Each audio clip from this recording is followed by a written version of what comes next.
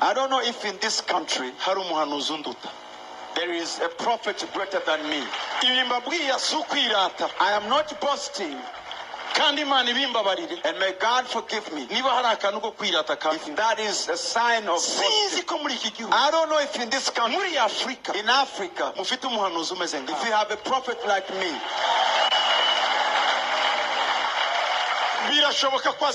maybe another one will come. But in this time when I leave, you don't have one. Go and run after them, look for them. Go and look for them and tell me the one you find. Maybe you have one. You accept what they tell you.